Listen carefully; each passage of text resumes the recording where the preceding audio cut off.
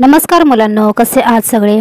तर चला या व्हिडिओमध्ये आपण सराव संच 4.3 मधला प्रश्न आपण तिसरा कंटिन्यू करणार आहोत।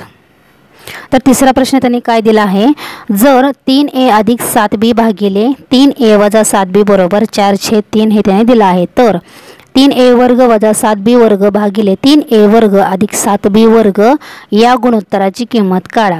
बरोबर, आता या गुणोत्तराचं तर त्यांनी दिलेलं आहे, हे गुणोत्तर आहे। आता याचं गुणोत्तर काय असेल ते आता आपल्याला शोधून काढायचे आहे। मग त्यांनी ज्या अगोदर आपल्याला गुणोत्तर दिलेलं आहे ते आपण लिहून घेऊया। त्यांनी काय दिलं आहे, तर 3a अधिक 7b भागिले 3a वजा 7b याचं गुणोत्तर दिलेलं आहे त्यांनी 4/3 म्हणजे 4/3 हे त्यांनी उत्तर दिलेलं आहे। आता याच्यावरती आपण काय करणार आहोत, तर योग वियोग क्रिया करायची आहे। ठीक आहे, योग वियोग क्रिया काय करायची आहे, पहिल्यांदा अंशस्थानी ॲडिशन करायची आणि छेदस्थानी आपल्याला सबट्रॅक्शन करायचं आहे। ठीक आहे, व छेदस्थानी अंशस्थानी बेरीज करायची आणि छेदस्थानी आपल्याला वजाबाकी करायची आहे, त्याला आपण काय म्हणतो, तर योग वियोग क्रिया असं म्हणतो। म्हणजेच आता इथं पहिल्या ब्रॅकेटमध्ये काय येईल बघा, तर 3a अधिक 7b बरोबर, म्हणजे हे वरचा पूर्ण अंश आणि अधिक हा खालचा पूर्ण छेद म्हणजेच 3a वजा 7b बरोबर, आणि छेद आता या दोन्ही कंसामध्ये फक्त वजा चिन्ह ठेवायचं, म्हणजेच इथं काय होईल, तर 3a अधिक 7b वजा 3a वजा 7b ही झाली योग वियोग क्रिया। तसंच याच्या बाबतीत सुद्धा आपण इथं सुद्धा योग वियोग क्रिया करायची, 4 अधिक 3 भागिले 4 वजा 3। ठीक आहे, आता इथं तुम्ही काय लिहिणार, कारण लिहायचं योग वियोग क्रियेने किंवा योग वियोग क्रिया करून आपण काय केलेलं आहे, तर या ठिकाणी आपण योग वियोग क्रिया केलेली आहे। ओके, मग आता आपण हे काय करूया, तर सॉल्व करूया।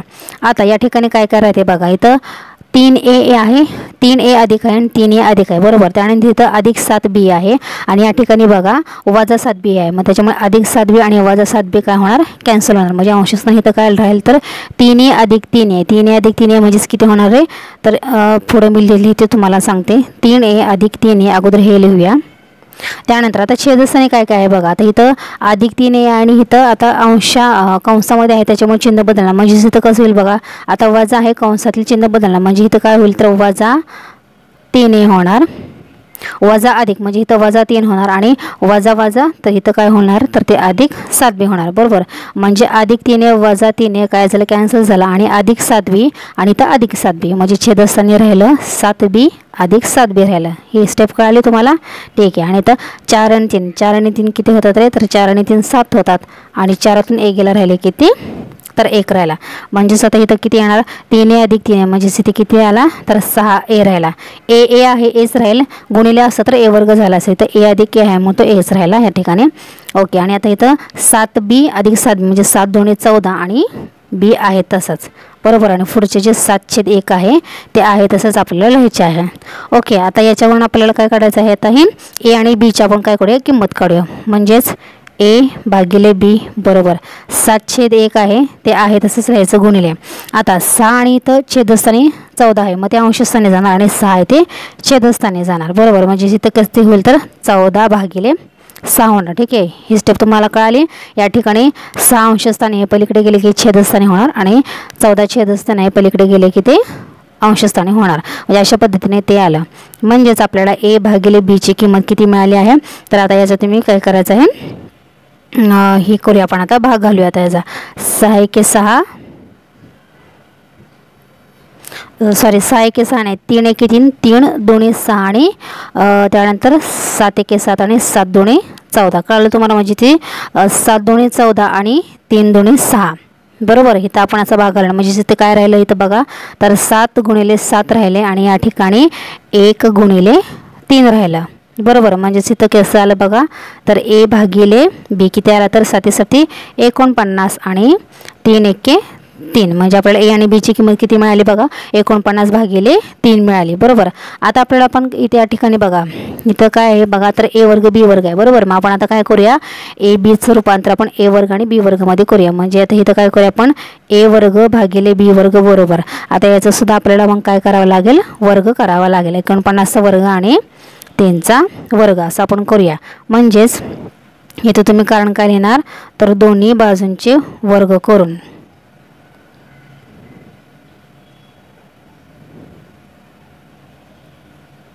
दोन्ही बाजूंचे वर्ग आपण केलेले आहेत आणि आता काय मिळालं आपल्याला a वर्ग भागिले b वर्ग. आता 49चा वर्ग किती असतो 49 गुणिले 49 केले तर ते मिळतात 2401 आणि 3चा वर्ग किती असतो रे तर तो असतो 9 बरोबर. ओके आता या ठिकाणी बघा आता इथं बघू शकता तुम्ही a वर्ग आणि b वर्ग. a वर्गला कितीने गुणला आहे 3ने गुणला आहे आणि b वर्गला 7ने गुणला आहे. म्हणजे आपण आता a आणि b ला कशाने गुणणार आहोत तर 3/7ने आपल्याला गुणावं लागणार आहे. म्हणजेच आता इथं या ठिकाणी बघू शकता तुम्ही इथं म्हणजेच a वर्ग भागिले b वर्ग गुणिले कितीने आपल्याला गुणावं लागणार आहे तर या ठिकाणी किती आपल्याला दिसते बघा a ला 3 आणि b ला 7ने 3 भागिले 7 तसंच आपल्याला 3 भागिले 7ने राईट साईडला सुद्धा गुणायचं आहे. म्हणजे 2401 भागिले 9 गुणिले 3 आणि भागिले 7 अशा पद्धतीने. ठीक आहे आता आपण नेक्स्ट कंटिन्यू करूया. ठीक आहे आता आपण काय करूया हे सॉल्व करूया. a वर्ग गुणिले 3 म्हणजेच इथं काय होईल बघा तर 3a वर्ग होईल आणि छेद b वर्ग गुणिले 7 म्हणजेच इथं 7b वर्ग होईल बरोबर. आता हे आपण सॉल्व करूया. 3 एके 3 3 त्रिक 9 बरोबर.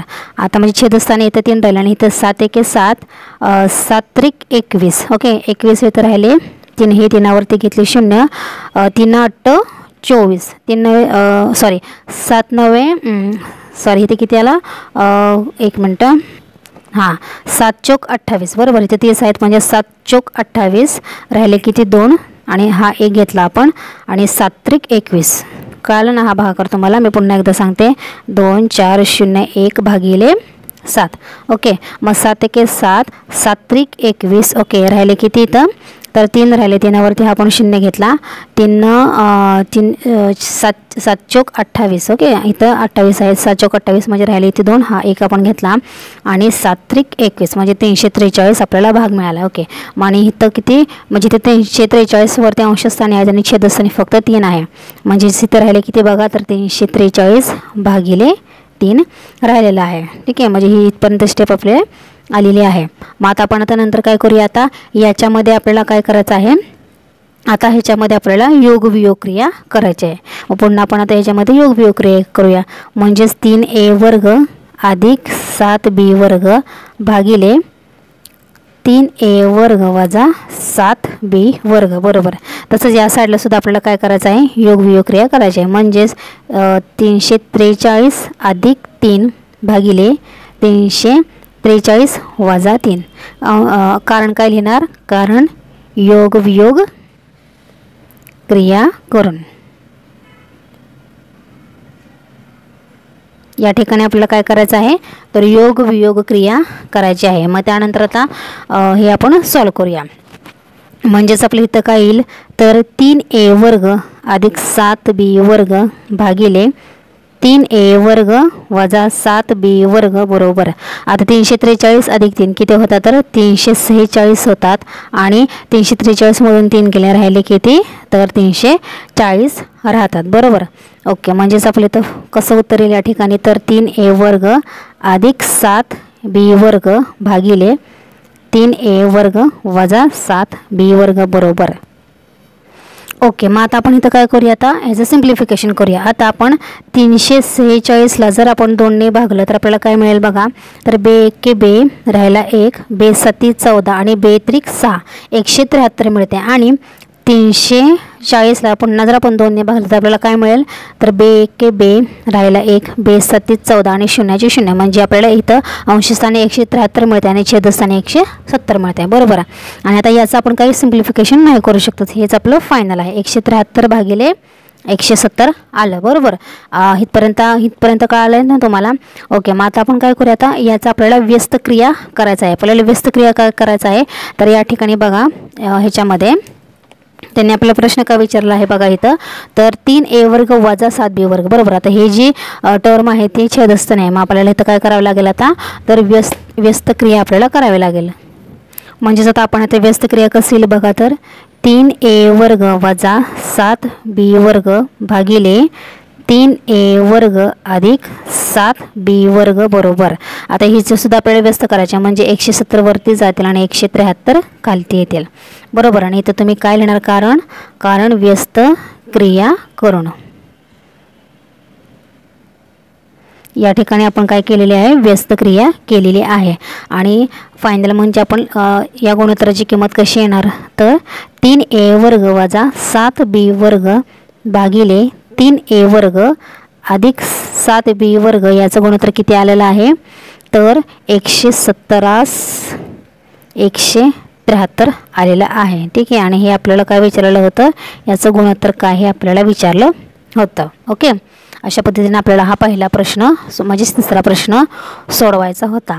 ओके. आता आपण चौथा प्रश्न त्यांनी काय दिला आहे, पुढील समीकरणे सोडवा. त्यातला हा पहिला प्रश्न आहे, x वर्ग अधिक 12x वजा 20 भागिले 3x वजा 5 बरोबर x वर्ग अधिक 8x अधिक 12 भागिले 2x अधिक 3. आता त्यांनी या ठिकाणी ही दोन आपल्याला काय केलेलं आहे, तर समीकरणं दिलेलं आहेत. मग आता आपल्याला काय करायचं आहे, या पद्धतीचे उदाहरण सोडवत असताना आपल्याला येथे समीकरणाची उकल काढायची असते. आता ते समीकरणाची उकल म्हणजे नक्की काय असतं ते आपल्याला हे उदाहरण सोडवत असताना समजेल. तर ठीक आहे. आता ही त्यांनी जी समीकरणं दिलेली आहेत ना, ती आपण आहे तशीच अगोदर लिहूया. म्हणजेच x वर्ग अधिक 12x वजा 20 भागिले 3x वजा 5. आता आपल्याला काय करायचं आहे, दोन्ही साईडला आपल्याला काय करायचं आहे, तर 1/4 ने गुणावं लागणार आहे. 1/4 नेच का गुणावं लागणार आहे, तर जर आपण याला 1/4 ने गुणलं तर काय मिळेल बघा, छेदस्थानी आपल्याला 4 12x आणि वजा 5 20 बरोबर. म्हणजेच आपल्याला छेदस्थानी सुद्धा 12x वजा 20 ही सेम किंमत आपल्याला मिळणार आहे. आणि ही सेम किंमत आपल्याला मिळण्यासाठी आपण काय केलेलं आहे, याला 1/4 ने गुणलेलं आहे. तसंच सेम या बाबतीत सुद्धा आपल्याला काय करायचं आहे, 1/4 नेच गुणावं लागणार आहे. जसं की या ठिकाणी बघा, x वर्ग अधिक 8x अधिक 12 भागिले 2x अधिक 3 गुणिले 1/4. आता 4 ने जर या छेदस्थानी गुणलं तर काय होईल बघा, तर 4 2 8x होईल म्हणजे हे 8x आणि अधिक 4 3 12 म्हणजे हे आपल्याला 12 मिळतात बरोबर. म्हणजे इथं सुद्धा आपल्याला 8x अधिक 12 छेदस्थानी सुद्धा मिळतात. म्हणजे त्या ठिकाणी दोन्ही सुद्धा काय मिळते आपल्याला, सारखंच मिळते. आणि 12x वजा 20 हे छेदस्थानी मिळते आणि या ठिकाणी सुद्धा 8x अधिक 12 हे सुद्धा छेदस्थानी मिळते. त्यासाठी आपल्याला 1/4 ने दोन्ही साईडला गुणायचं आहे. कळालं मग तुम्हाला 1/4 ने आपल्याला का गुणायचं आहे ते. मग ठीक आहे. मग आता आपण 1/4 ने गुणून कोणती स्टेप येतील पुढं तर बघूया. म्हणजेच x वर्ग अधिक 12x वजा 20 भागिले, आता हे 1/4 ने पण गुणले बरोबर. या अंशस्थानी 1ला गुणलं तर हीच संख्या राहतील, ही स्टेप राहील. आणि इथं छेदस्थानी आपण काय करूया, 4 ने गुणूया. म्हणजेच आता इथं काय होईल, तर 4 3 12x होईल आणि वजा 5 20 होईल. म्हणजे बरं हे आता सारखं आलेलं आहे आणि त्यासाठीच आपल्याला काय करायचं होतं, तर 1/4 ने गुणायचं होतं. आता इथं सुद्धा आपण तसंच करूया. तर x वर्ग अधिक 8x अधिक 12 भागिले, आता 4 ने या छेदस्थानी गुणवू, छेदस्थांच्या संख्येला गुणूया. म्हणजे 4 2 8x अधिक 3 12 म्हणजे ह्या सुद्धा सारख्या आपल्याला टर्म मिळालेल्या आहेत. ओके. मग आता आपण काय करायचं आहे, 1/4 ने गुणून आपल्याला काय मिळालेलं आहे, तर या स्टेप आपल्याला मिळालेल्या आहेत. मग आता आपण काय करणार आहोत, तर या ठिकाणी आपण आता वियोग क्रिया करणार आहोत. आता वियोग क्रिया करायची म्हणजे काय करणार आहोत, तर छेदस्थानी जी काय टर्म दिलेली आहे ती अंशस्थानमधून आपल्याला वजा करायची आहे. म्हणजे आपल्याला काय करायचे, थोडक्यात छेदस्थांची संख्या अंशामधून वजा करायची आहे. म्हणजेच आता या ठिकाणी करूया आपण आता वियोग क्रिया. x वर्ग अधिक 12x, आता हे आपण काय करूया, कंसामध्ये लिहूया. x वर्ग अधिक 12x वजा 20 वजा छेदस्थांची संख्या म्हणजेच 12x वजा 20 आणि छेदस्थानी जी आहे तेच संख्या आपण लिहायचं म्हणजेच 12x वजा 20 बरोबर. आता या ठिकाणी आपण वियोग क्रिया वापरली तर या ठिकाणी सुद्धा दुसऱ्या समीकरणामध्ये सुद्धा सेम आपण वियोग क्रिया वापरणार आहोत. म्हणजे इथं कसं येईल बघा, वियोग क्रिया x वर्ग अधिक 8x अधिक 12 वजा दुसऱ्या कंसामध्ये 8x अधिक 12. ठीक आहे. हा वजा आपण छेद केला आणि छेदस्थानी जी राहिलेलं आहे ते आहे तसंच आपण लिहायचं 8x अधिक 12. ही काय झाली, आपली वियोग क्रिया झाली. ओके. मग आता हेच आपण आता सिम्प्लिफिकेशन करूया. आता इथे काय आलं बघा, तर x वर्ग अधिक 12x वजा 20. आता वजाने काय होणार, आतल्या कंसातील संख्यांची चिन्ह बदलणार. आता वजा आहे आणि इथं अधिक आहे म्हणजे वजा अधिक काय होणार, तर ते वजा होणार वजा 12x आणि वजा वजा इथं काय होईल रे, तर ते 20 होईल आणि छेद 12x वजा 20 ते आहे तसेच आपण लिहायचे. त्यानंतर बरोबर आता इथं सुद्धा आपण सोडूया. x वर्ग अधिक 8x अधिक 12. आता वजा 8x अधिक 8x म्हणजे वजा चिन्हाने आतल्या संख्येचे चिन्ह बदलणार. म्हणजे इथं वजा अधिक काय होणार तर ते वजा होणार वजा 8x आणि वजा अधिक काय होणार पुन्हा वजा होणार. इथं वजा 12 राहिले आणि इथं छेदस्थानी जे आहे 8x अधिक 12 ते आहे तसेच राहिले. ठीक आहे. मग आता नंतर इथं काय येईल तर म्हणून आता इथं बघा अधिक 12x वजा 12x काय झाले कॅन्सल झाले. हां वजा 20 अधिक 20 कॅन्सल झालं. म्हणजे इथं फक्त आपल्याला x वर्ग अंशस्थानी मिळाला आणि छेदस्थानी जे 12x वजा 20 आहे ते आहे तसेच लिहायचे. आता या साईडला सुद्धा काय राहते बघा अधिक 8x वजा 8x कॅन्सल झाले. अधिक 12 वजा 12 कॅन्सल राहिले. म्हणजे इथं सुद्धा आपल्याला x वर्ग अंशस्थानी मिळाले आणि छेदस्थानी जे आहे ते 8x अधिक 12 ते आहे तसेच लिहायचं. बरोबर इथपर्यंत कळालं तुम्हाला. आता इथपर्यंत तर आपण सगळंच करतो. आता इथून पुढे आपल्याला काय करायचं आहे तर समीकरणाच्या उकली आपल्याला काढायच्या आहेत. आता या ठिकाणी जर आपण आता इथं जर 0 x बरोबर 0 ही जर आपण किंमत ह्या समीकरणामध्ये ठेवली म्हणजे आता या ठिकाणी आता समजा इथं जर 0 घेतलं. आता इथं मी तुम्हाला ब्रॅकेटमध्ये दाखवते. हे तुम्ही लिहायचं नाही फक्त तुम्हाला समजण्यासाठी. आता जर इथं आपण 0 लिहिलं म्हणजे 0चा वर्ग भागिले 12 गुणिले 0 आणि वजा 20 बरोबर 0चा वर्ग भागिले 8 गुणिले 0 आणि अधिक 12 बरोबर. मग आता 0चा वर्ग हे 0च असतो आणि 12 गुणिले 0 0 आणि हे वजा 20 बरोबर 0चा वर्ग 0 8 गुणिले 0 म्हणजे 0 आणि अधिक 12 बरोबर. आता हे जरी पुन्हा आपण सोडवलं तर आपल्याला काय मिळाले तर 0 भागिले 0 वजा 20 म्हणजे हे वजा 20 आले आणि 0 भागिले 0 अधिक 12 म्हणजेच 12 आले. तर आता मुळात 0 आणि 0 भागिले संख्या आहे पण त्याचा काय अर्थ होतो का आपल्या गणिती भाषेमध्ये 0 भागिले कितीही संख्या केली तर त्याचं उत्तर नेहमी काय असतं तर ते 0च असतं 0च असतं बरोबर. मग त्याच्यामुळे एकतर 0मध्ये तरी उत्तर असतं किंवा मग ते इन्फिनिटीमध्ये सुद्धा. इन्फिनिटी म्हणजे काय आहे की आपल्याला परफेक्ट नंबर सापडतच नाही बरोबर. मग त्याच्यामुळे काय होणार आहे ही सुद्धा हे जी सुद्धा किंमत 0च येईल आणि इक्वल टू ह्याची सुद्धा किंमत काय येईल तर ती 0च येणार. म्हणजेच काय तर जर आपण या समीकरणामध्ये 0 जर ठेवलं तर दोन्हीही समीकरणं आपल्याला 0 0 म्हणजेच एकसारख्याच सापडतात. त्याच्यामुळे आपण जर x बरोबर 0 या ठिकाणी या समीकरणामध्ये ठेवलं तर आपल्याला समीकरणाची उकल मिळते. उकल मिळते म्हणजे काय तर दोन्ही बाजू आपल्याला सारख्याच मिळतात असा त्याचा अर्थ झाला. आणि म्हणून इथं आपल्याला आता काय लिहायचं आहे त्याच्यामध्ये हे समीकरण x बरोबर 0 याच किमतीकरता काय आहे सत्य आहे. सत्य आहे म्हणजेच काय तर दोन्ही साईडला आपण जरी 0 ठेवलं तरी आपल्याला 0 आणि 0 दोन्ही साईड सारख्या मिळतात. त्याच्यामुळे x बरोबर 0 साठी ही उकल म्हणजे मिळते. म्हणूनच आपण इथं लिहायचं तर x बरोबर 0 ही काय आहे ही या समीकरणाची उकल आहे. x बरोबर 0 ही सुद्धा एक काय आहे तर उकल आहे. मग आता x बरोबर आपण 0 हे तर उकल निघते. मग आता समजा जर आपण x बरोबर 0 हे नाहीच घेतलं तर मग काय होईल तर समजा जर x बरोबर आपण 0 नाही घेतला तर मग काय होईल बघा तर काय होईल बघा या ठिकाणी आता हे जे समीकरण आहे हे वरचं ते आपण पहिल्यांदा आहे असंच घेऊया. म्हणजे इथं काय होईल बघा तर x वर्ग भागिले 12x वजा 20 बरोबर x वर्ग भागिले 8x अधिक 12. आता आपण याला काय करणार आहोत x वर्ग इथं आहे बरोबर. मग आपण आता काय करणार आहोत दोन्ही बाजूंना आपण काय करणार आहोत तर x वर्गने भागणार आहोत. म्हणजेच इथं आपल्याला काय मिळेल तर बघा x वर्ग भागिले 12x वजा 20 गुणिले काय करणार आहोत 1/x वर्ग म्हणजे x वर्गने आपण ह्याला भागलं बरोबर. आणि बरोबर इथं सुद्धा आपल्याला तेच करायचं आहे x वर्ग 8x अधिक 12 गुणिले 1/x वर्ग म्हणजेच x वर्ग आपण भागला आहे. म्हणजे हा x वर्ग आणि हा x वर्ग निघाला आणि हा x वर्ग हा सुद्धा कॅन्सल झाला. म्हणजेच आपल्याला नेक्स्ट स्टेप कोणती मिळाली 1 भागिले 12x वजा 20 बरोबर 1 भागिले 8x अधिक 12. म्हणजेच x वर्ग आपण कॅन्सल केल्यानंतर ना आपल्याला ही दोन्हीही बाजू अशा पद्धतीने मिळतात बरोबर. आता याचा आपण काय करणार आहोत आता याचा आपण व्यस्त क्रिया या ठिकाणी करूया. आता व्यस्त क्रिया करूयाची म्हणजेच काय करायचं आहे छेदस्थानाची संख्या अंशस्थानी जाणार. म्हणजे या ठिकाणी काय होईल बघा तर 12x वजा 20. आता छेद 1 लिहायची काय गरज आहे का छेद 1 लिहिला काय नाही लिहिला काय तरीही चालेल. आणि बरोबर इथं सुद्धा तसंच होईल 8x अधिक 12 हे आहे तसेच राहणार म्हणजे ते अंशस्थानी जाणार बरोबर. इथं काय लिहायचं तुम्ही व्यस्त क्रिया करून व्यस्त क्रियेने व्यस्त क्रियेने आपण काय केलं, त्यांची अदलाबदल केली, म्हणजे अंशस्थानी आणि छेदस्थानाची संख्या आपण अदलाबदल केली आणि आपल्याला हे उत्तर म्हणजे ही स्टेप हे समीकरण आपल्याला मिळालं. मग आता आपण काय करूया, आता या ठिकाणी पुढं काय मिळालं आपल्याला 12x वजा, आता x एका ठिकाणी घेऊया, 12x आहे तसेच या ठिकाणी 8x अधिक आहे, पलीकडे गेले की ते वजा 8x होणार, बरोबर. ठीक आहे, आता आपण काय करणार, हे 12 या साईडचे आहे तसेच ठेवायचे, वजा 20 आहेत पलीकडे गेले की ते काय होणार आहे, तर ते अधिक 20 होणार. म्हणजेच 12x मधून 8x गेले किती राहिले, तर 4x राहिले, बरोबर. 12 अधिक 20 किती होतात, तर ते होतात 32, बरोबर.